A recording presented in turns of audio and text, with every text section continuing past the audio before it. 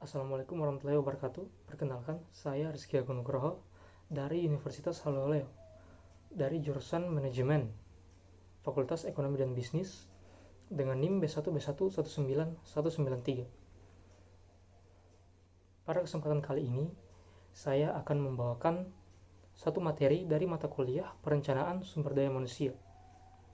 Materi tersebut berjudul Pengembangan Kompetensi Sumber Daya Manusia dan kompetensi organisasi atau perusahaan untuk meningkatkan kinerja.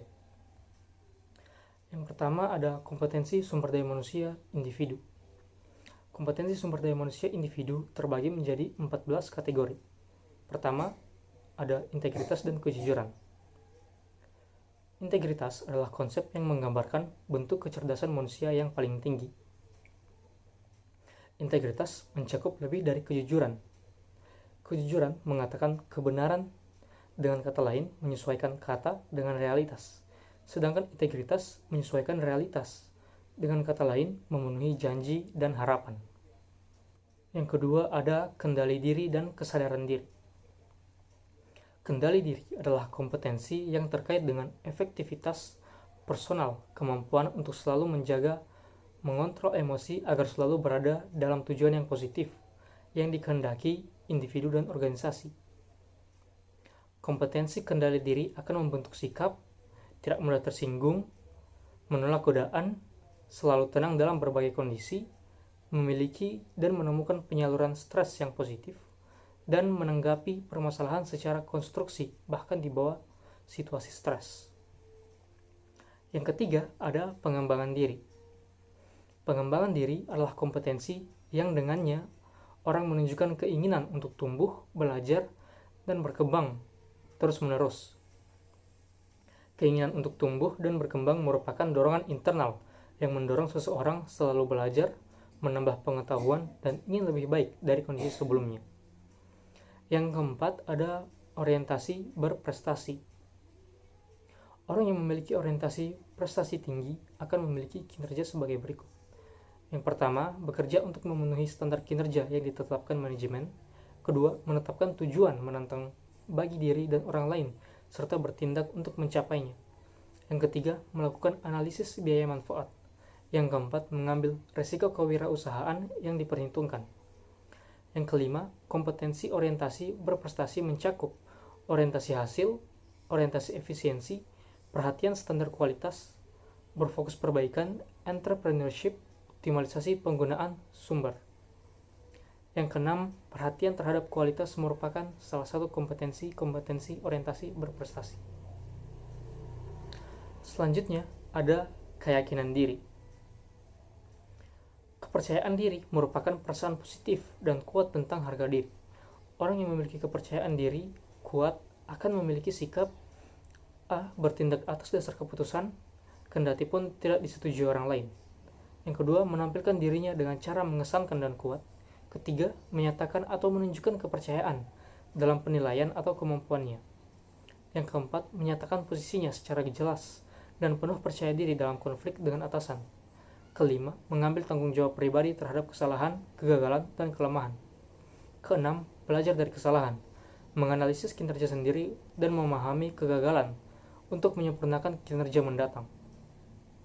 Yang keenam dalam kompetensi sumber daya manusia individu ada komitmen organisasi.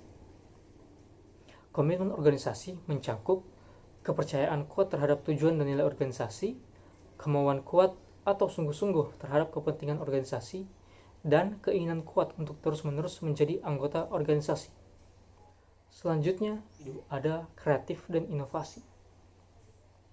Kemampuan sikap kreatif dan inovasi merupakan kompetensi individu yang sangat penting untuk dibutuhkan organisasi.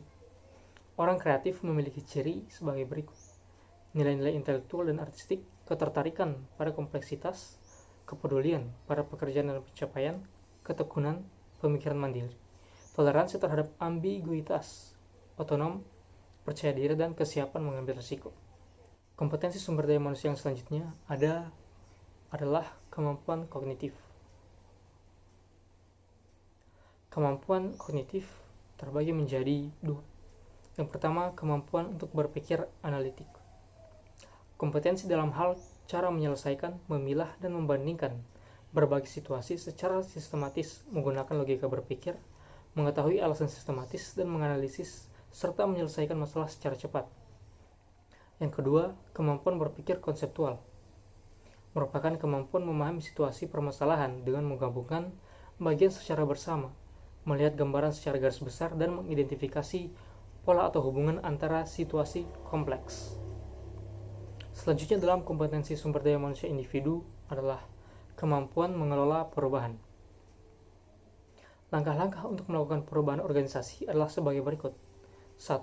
Menimbulkan atau menciptakan perasaan akan urgensi atau mendesaknya perubahan. 2. Membentuk koalisi penuntut untuk melakukan perubahan.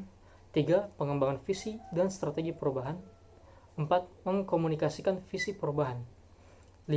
Memberdayakan orang lain untuk bertindak sesuai visi. 6. Merencanakan menciptakan kemenangan jangka pendek atau perbaikan kinerja jelas dan memberi imbalan kepada pegawai. 7.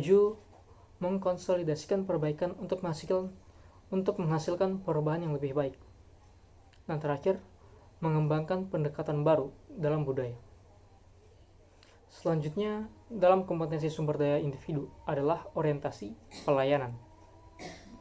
Orientasi pelayanan kepada pelanggan merupakan salah satu kompetensi vital bagi setiap organisasi.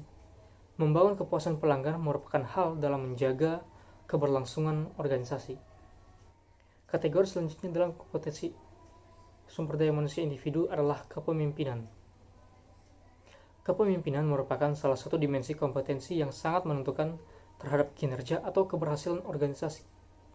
Esensi kepemimpinan adalah cara untuk memengaruhi orang lain dalam mencapai tujuan organisasi. Selanjutnya ada kemampuan manajerial. Kemampuan manajerial terkait dengan kemampuan orang dalam kapasitasnya sebagai manajer untuk mampu melakukan fungsi manajemen perencanaan, pengorganisasian, kontrol, dan evaluasi. Selanjutnya dalam kompetensi sumber daya manusia individu adalah membangun kerjasama. Untuk dapat bekerja sama dengan orang lain dalam kelompok, kita disyaratkan untuk 1. Harus mau menerima pendapat atau gagasan pemikiran orang lain. 2. Berbagi informasi atau hal yang baru kepada orang lain. 3. Bersikap empati kepada orang lain atau menghargai dan berpikir positif kepada orang lain. 4. Saling menerima input dan memberi motivasi kepada orang lain. 5. Saling menjaga keutuhan kelompok, walaupun muncul konflik atau pertentangan pendapat antar anggota. Kategori terakhir dalam kompetensi sumber daya individu adalah mengelola konflik. Konflik merupakan proses di awal ketika satu pihak merasa pihak lain telah memengaruhi secara negatif atau akan segera memengaruhi secara negatif sesuatu yang menjadi perhatian pihak pertama. Konflik dalam organisasi bila tidak dikelola dengan baik akan menimbulkan disintegrasi organisasi dan akan menuai kegagalan dalam mencapai tujuan. Itulah 14 kategori kompetensi sumber daya manusia individu. Kita masuk ke pembahasan yang kedua, yakni kompetensi organisasi, kompetensi jabatan, dan kompetensi individu sumber daya manusia. Yang pertama ada kompetensi inti organisasi. Kompetensi inti organisasi dibentuk dari strategi organisasi yang tercermin dalam rencana strategi organisasi dan lingkungan strategi organisasi. Kompetensi inti menjadi dasar dalam menentukan kompetensi apa yang dibutuhkan atau disyaratkan pada kompetensi jabatan, dan akhirnya kompetensi individunya. Dengan demikian akan ada kesesuaian antara kompetensi organisasi dan kompetensi individu. Yang kedua ada kompetensi jabatan. Kompetensi jabatan adalah kompetensi yang dibutuhkan jabatan tertentu sehingga jabatan tersebut nantinya akan dapat diampu atau dipangku seseorang yang telah memenuhi persyaratan jabatan. Dan yang terakhir ada kompetensi individu. Kompetensi individu merupakan kompetensi yang harus dimiliki seseorang untuk dapat menduduki jabatan tertentu.